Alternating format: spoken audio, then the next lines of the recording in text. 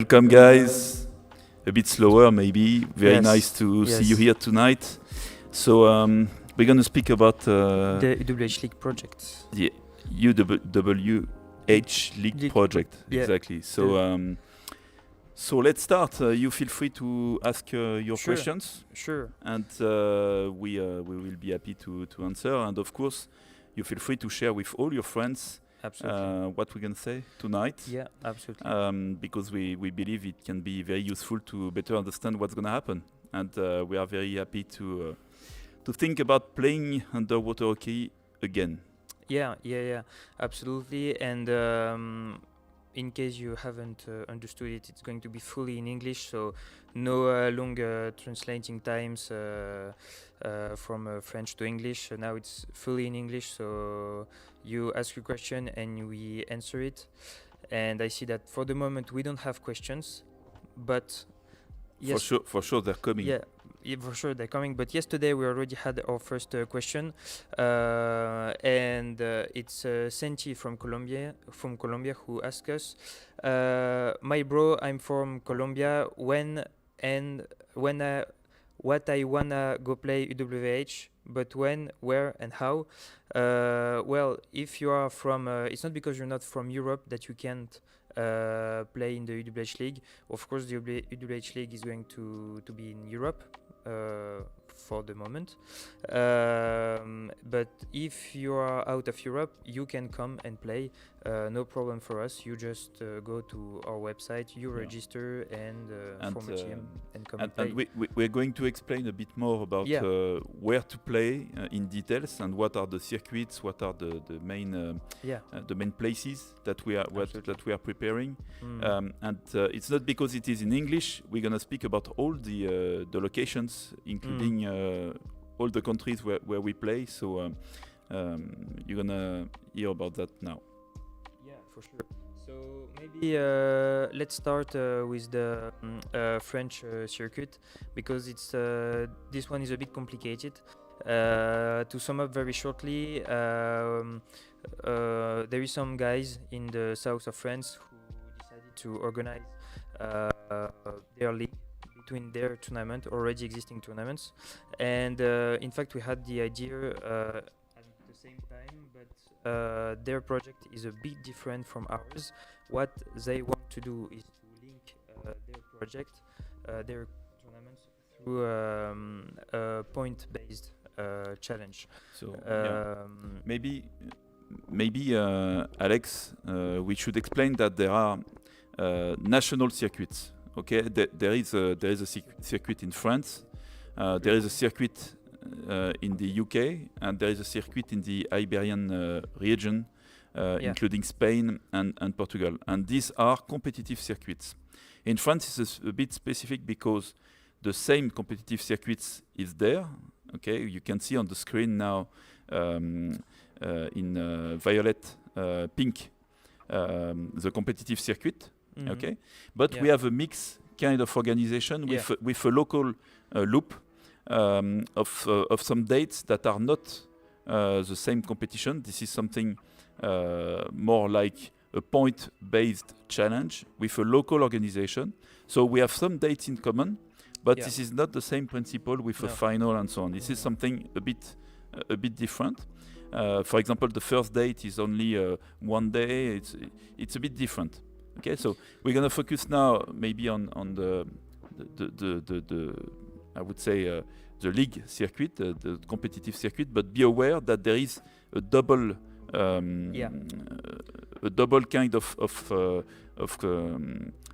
two streams, let's say, in France. Yeah, absolutely. So when you will register to those tournaments, you don't have to choose for which challenge you play. You will play for both challenge if you go to Le Puy, La Rochelle or Toulouse, and you will play for the point-based challenge in Montpellier and the qualifying challenge if you go to Saint-Malo. Let's take an example with Le Puy, for example.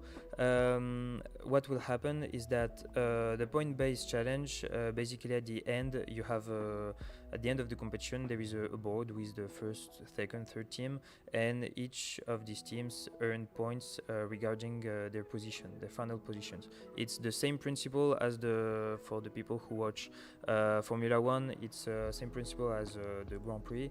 You have different Grand Prix and you have different points regarding your position. So for example, the first team who finish the first place at Le Puy, this team, they will earn I guess 20 points because they are first, so this counts for the point-based challenge, but they will also qualify for the French final because they are playing for the qualifying challenge.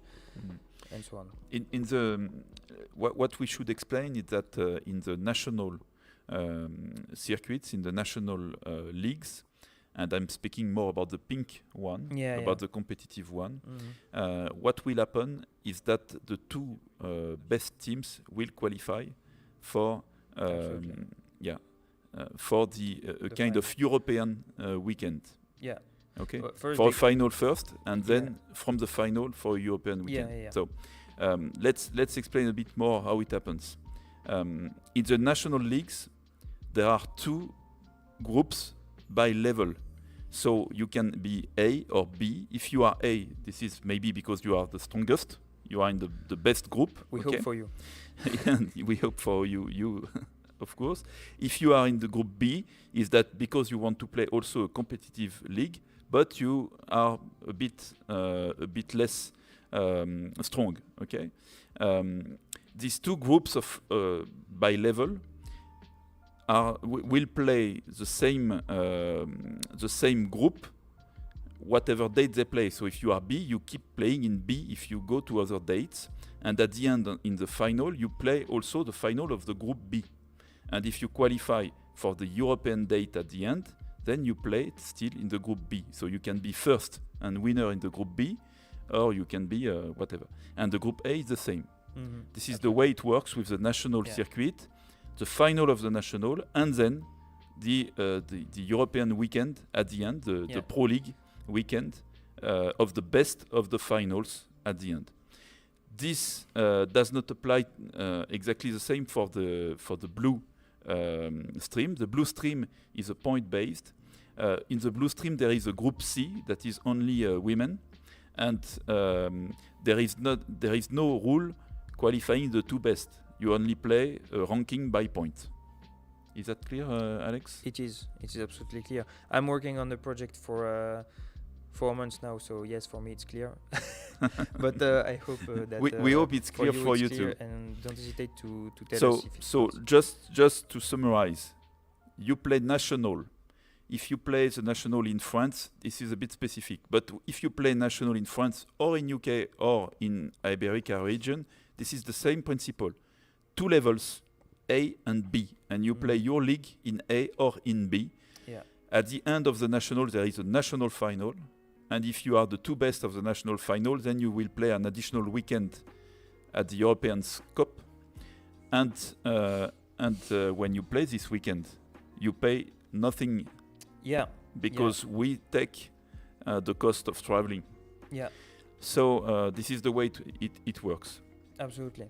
Okay. Because we know teams are not professional yet, and it may be difficult for some teams to engage themselves to come to a final. So we wanted to cancel this financial break. And maybe to come back to the initial questions we had, Alex. Yes. Who can play the French national circuit, for example? Everybody. Everybody can play. So you are in Colombia tonight and you're looking at this video and you want to fly. You want to fly over to play 1 or 2 dates of this national French circuit. You can do. Yeah, absolutely. Absolutely, you can do so. Also, we want to keep all of our tournaments open, so there will not be tournaments just for clubs or just for. You make a team with everybody you want. So if you want to make a team with 3 guys from your club, a friend from another country, and another girl from another country, you can, no problem for that. Yeah, you can create your team as you want. Yeah, it just has to be consistent all along the circuit you play and the league you're playing, so that the ranking at the end is fine. So it just needs to be consistent. Yeah, absolutely. So you can see that here is our schedule for next season. So as we said, 3 national leagues, 1 in France, which is a bit particular because there is this double system, but in UK and in Spain, Portugal, it's going to be very simple. It's the pink only. Yeah, it's just going to be the pink one. At the end of the national leagues, you have the Pro League, which is going to be a very big competitive weekend, and we want to in the Pro League, so we get the 2 best of each final. Absolutely, the 2 best of each final from the national finals, but we would also like to bring the best teams from out of Europe. There will be top guest teams from out of Europe to compete with. Absolutely. It will be an amazing event. It's going to be a big competitive event, so we really looking forward to it. So that's the basic, and then we have another kind of circuit which is very different, nothing to do No. with what we mentioned. Yeah, completely independent. Yeah, from this one. this league across Europe is very Yeah. very different. Yeah, and it's based on the same principle as the national leagues.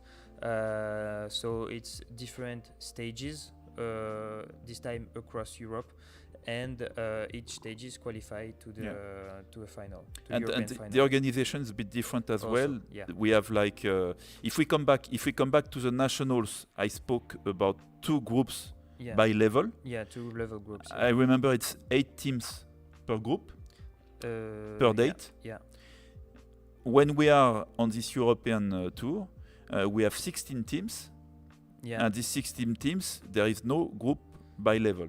yeah. Okay, there will be a grid. They Yeah. will start with 4 groups to start the grid, but there is no level. No, Everybody on the same Yeah. stage. Yeah. So it's going to be a bit more competitive for this one.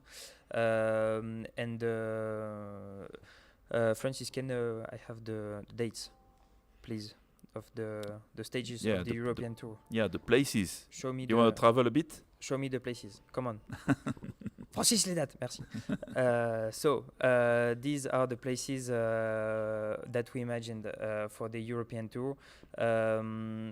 For the moment, we are still negotiating these places, but it's quite sure that it's going to be there. So we don't have an exact date for at this moment, but it will arrive very soon. So we have Amsterdam as the first one. Then we'll go in Crange, Prague, Montluçon, as you see in France, and we'll certainly have a final in Lisbon or Porto in Portugal. Vas-y. So we have the very first question of the day, Yeah. very important for this Very European important. tour. Everybody's So Christophe is asking, did you change your shirt, Alex? yes. Of course he did. Of course I did. I'm not dirty. And Christophe, by the way, is one of our journalists. So I don't know why he didn't come to work today, by the way. But never mind, I'm sure he has So a good if we reason. come back at this European tour, so 16 teams traveling across Europe, Yeah. meeting on Yeah. very nice places, the Yeah. best pools and places in Europe to play underwater hockey. Absolutely. Again, a huge kind of circuit. Mhm. Who can play? Again, everybody. So. So let's say I'm living in New Zealand Yeah. and I'm Yeah. looking at this video. Yes. Can I come and Sure. play? Sure. You just have to pay your flight tickets for if you come for one stage. But if you win your first stage, then you will qualify for the final. And once again, for each teams who qualify for the finals, we pay the traveling costs. And then we didn't speak about the very last thing. Maybe you want to play a lot underwater hockey, and maybe you don't feel like being part of this kind of competitive circuit, or maybe you will feel that, okay, that's fine, but I would like also to have fun. Sure. And to have some more kind of open things. Yeah. So we have thin tournaments as Absolutely. We have the themed tournaments. So why have we created the themed tournaments? Is because there is a lot of great tournaments already existing that have great concepts, and it's also for players that are not so competitive. It's for players who enjoy 1 or 2 tournaments during the year, and this is perfectly fine. And it's a bit like a big bag of tournaments. They are standalone, so they are independent from each other. And inside of these tournaments, we can create great tournaments, like, for example, 3 versus 3 tournaments, 4v4, women's tournaments for young players, or just a tournament for fun on one day. And there is there is nothing tricky to understand. It's just that you can play some nice tournaments. Alex, I'm thinking that we focused on the French national when we spoke about these national circuits, and and the associated European weekend. But we didn't speak a lot about UK and Spain, Portugal. Yeah. In UK, we're still struggling a bit with the COVID constraints. Yeah. But we still have some nice opportunities to play in Leeds, if I remember well. The problem with UK at the moment is that they have the Delta variant, which is striking back. So it's a bit difficult for them, and especially for the pools, to say yes, we're going to organize something, because there is a virus everywhere, and for the moment they don't have enough vision to say yes to tournaments. So we have several possibilities that we are working with Andrew. Hi Andrew, I can see your nice Andrew. Words on the questions. But now we are just making sure that we're gonna be able to have a B plan in case it becomes too difficult with the COVID. We'll see that. But we are still very committed, and Andrew is helping, so we believe it's going to happen pretty well. What about Spain? Spain, Spain. Spain, in fact, it's Iberian region. Very easy to get the pools in Portugal, for sure. A bit more difficult to get the pools in Spain. Negotiations are a bit more difficult there, and we hope we'll be able to find pools soon. But I'm in contact with several people in different clubs, and it's going pretty good for the moment. And we hope that I think in Spain, if I remember well, Spain and Portugal, we have already confirmed for Lisbon, and we are working on Madrid, Barcelona. So we are working on Madrid, Sabadell, which is very near to Barcelona. We are working also on Castellón, Sevilla, and Malaga.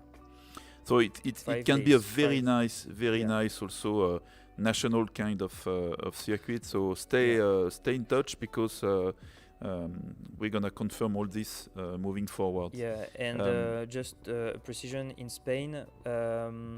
We decided to make only 2 qualifying stages and 1 final, because there is not as much players as in UK or in France, and we believe that for this first season 2 stages is enough, and it's like a pretty good start.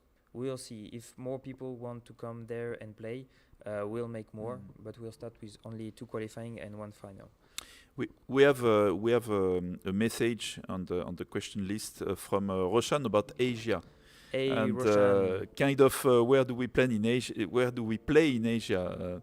In fact, Roshan, we are very committed on organizing this first, I would say, year of the league. But of course, we hope that soon we will have something more global, and we are looking forward to coming to Asia. In the meantime, we would be very happy to see you coming in Europe to play this one. And of course, with the feedback of a first season, then we plan to grow. So stay in touch. This is in our plans. Yeah. Yes. It is. What can we talk about else? I think we should maybe maybe we should speak about the money. Alex, because we need to pay Alex. The money. So let's speak about the money. The cash. It's very simple. In fact, the principle of the league, and we're speaking still about the pink for those who have doubt from the French. But the principle about the money is that there is only one fee for all. Absolutely.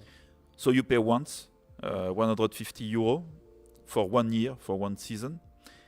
And then we have a few, let's say, amendments to make it more flexible, more affordable, more adapted to everyone. Absolutely. So, for example, you want to bring some children under 16 to some theme tournaments, because they can't play the competitive, but they can play theme tournaments. It's free for them. You feel that, okay, fine, 150 euro, why not? But it's a bit amount, maybe a big amount for in one only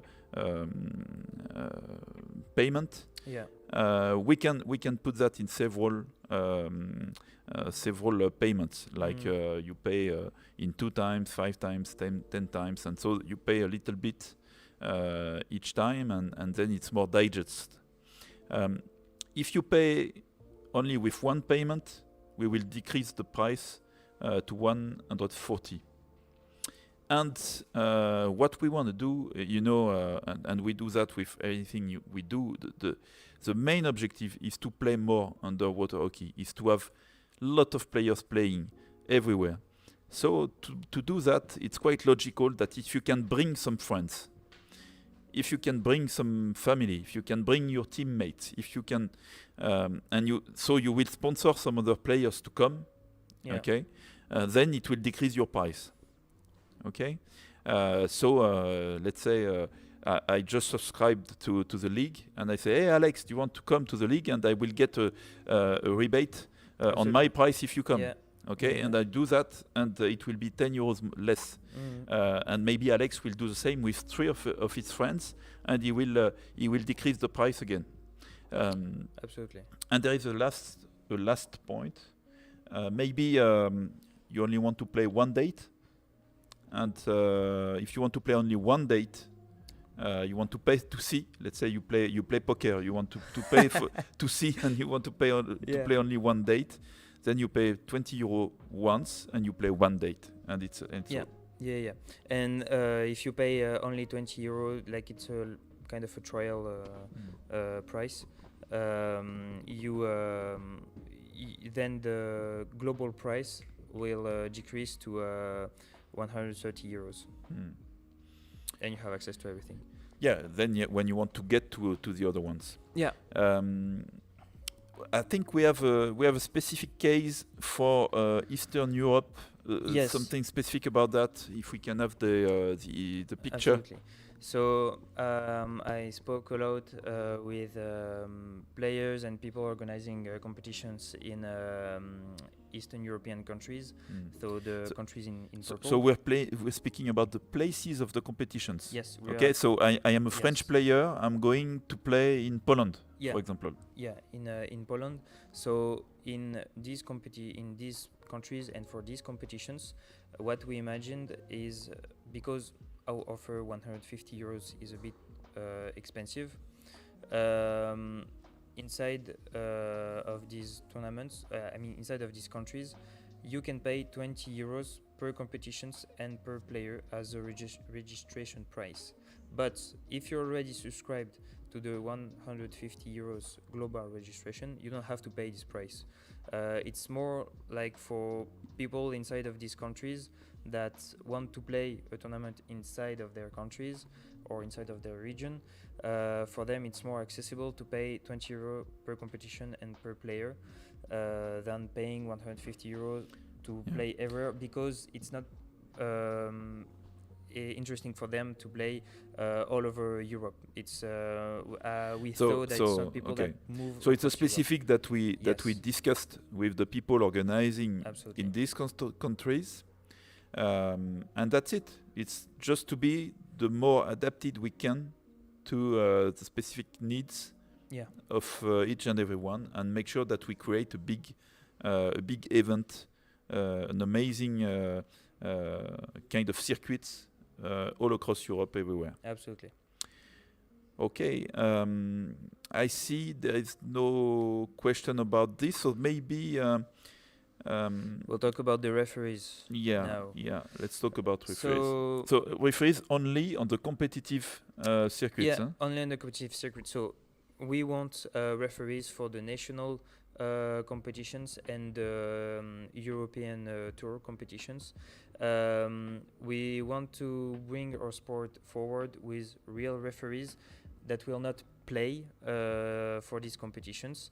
So they will come only to referee, and we will cover the travel cost, accommodation cost, and meal costs, and we'll also pay in addition 120 euros for refereeing during this weekend. So what we'll do basically is that it's very important for us. We're going to form 2 teams of referees, and they're going to turn to referee during the whole weekend. It's very important for us because you can't run a competitive circuit without good referees. So they can't play, and if they can't play, and we want the best referees, we want to make sure that they are comfortable to come and to play their role as referees on these circuits.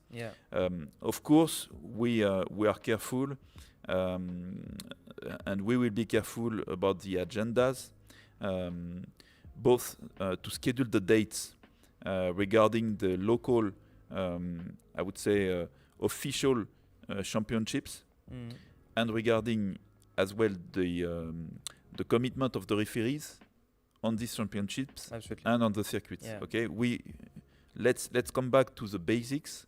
The league that we are running is to increase the level, not the level, but the opportunities to play. It's not to be in competition with what exists. It's to increase the opportunities to play more underwater hockey. So we are careful about that. And also because during these competitions there will be a prize pool at the end, we want to be sure that we have a fair refereeing during these competitions. It's crucial to make it happen very fair. In fact, to make sure that it's very fair. So if you are a referee and you're interested in helping us to referee these different competitions, please contact us and say, hello, I want to referee. Will you accept me? And we will say yes. And we are in certain sort of hiring referees with a national level to make sure that this is consistent as well along the circuits. So that's it for referees, Alex? And just to precise that for all the TEM tournaments, it's going to be it's classical refereeing system. You play and after you give a referee. 10 tournaments, you don't need official referees. No. You need referees, but they are from the teams playing, and so it's a running cycle. You play, then you referee, and somebody else who were playing will referee the next match, and this is how it works. Because there is not much, there is no risk on that, and it's more flexible to have team tournaments. So that's it for referees. What should we say? I believe we underlined that everybody may play everywhere. For sure. Maybe we can precise the team system. I mean, who can play where in which competitions. So it's an often asked questions. People are like, can I play with one team in one tournament and with another team in another tournament? So the answer is yes. You can play with a different team in each national circuits. And so let's say I'm playing in the team of the Bulls in the French national. Then I can play with the Rabbits in the Spanish plus Portuguese national. The Iberian one. Iberian. Absolutely. Okay. And you can play also with another team. So I can play with the Eagles, in the European tour, right? And you can play with the Dogs in the in one team tournament. No, I mean in the European one, and this is for the competitive tournaments. When you choose a team for a competitive tournament, it's blocked for the whole season. You keep it for the season. You keep it for the season. But for TEM tournaments, for each TEM tournaments, it can be a different team. It can be a different team because, for example, for some TEM tournaments, we are going to make TEM tournaments, especially for women's. So for this one, you have to choose a team of girls. And in fact, it just has to be consistent in a circuit so that the game is fair and the people do not mix everywhere. But as we have several circuits, in each circuit you can have a team. Absolutely. And the team tournaments are very open, so here you can really enjoy changing the teams. And one small precision is, for example, the odds are quite high that it can happen, but imagine that you have one team in the UK circuit and another team in the French circuit. You play in both of these circuits, and somehow you succeed to arrive to the UWH Pro League. So it means that in the last weekend. Yeah, in both circuits you won one stage, you won the final of each circuit, and you arrived to the UWH Pro League. Yeah, we take you to the last European weekend. Yeah, last stage. Yeah. What will happen is that at the beginning of the season, you will have to declare if this is the case. Your choice of team from the beginning. So yeah, at this moment you have to choose one team and play with this team, because you can play in two teams in the same tournament. Oh, that's pretty clear. So will we have people from outside of Europe coming to our circuits? I think we already have good feedback from Colombia, from New Zealand, from Colombians are on fire. Yeah, so I think it's going to be very, very interesting. Apart from the places where we play, and we believe it's going to be a very nice circuits for the places, but it's going to be also nice because we're going to play something very international. And it's a good occasion to meet a lot of underwater hockey players and enjoy playing with them. Another question we had, maybe it was people that were a bit worried about their national competitions. In any case, these competitions are a replacement of your already existing official competitions organized by your federation, and we will also take the care to not organize our competitions during your major dates of national competitions. As we were saying, we add some dates. We are not replacing, so we are very careful with that. And the people that are working with us in each country, working on this organization, they warn us if there is any risk. So we are very careful with that. So in fact, coming to the league is only enjoying playing underwater hockey. There is you come, you there play, is no doubt. you have a good time. There is no doubt. There is no problem in that. Yeah, I think the very last rule of this league is that the more people we have, the more fun we will have playing, and the more chances we will have to grow this for the next seasons. Absolutely. So we don't have any more questions so far, but maybe we should give an advice. Share this video, share what you understand from the league. Bring your friends. Let's play together. Let's have fun.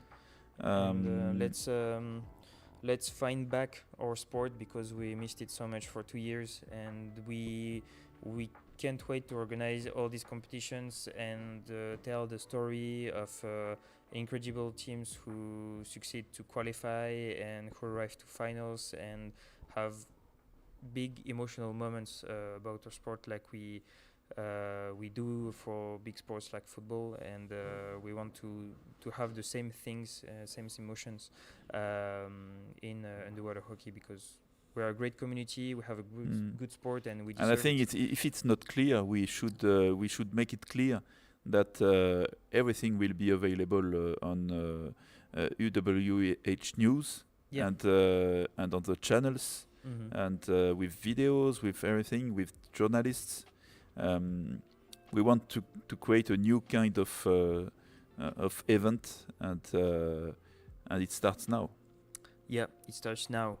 So if you have any other questions, don't hesitate to post them in the comments. We will answer later. And if we don't have any more questions now, I think that we'll let you enjoy your evening, or maybe your morning, where we don't know where you are. But thank you for following us, And maybe you want to add something, Guillaume? No, just keep in touch, and Sure. we are very happy to see you playing the league very soon. Yeah, hope to see you very soon. See you all. See you Bye soon. bye.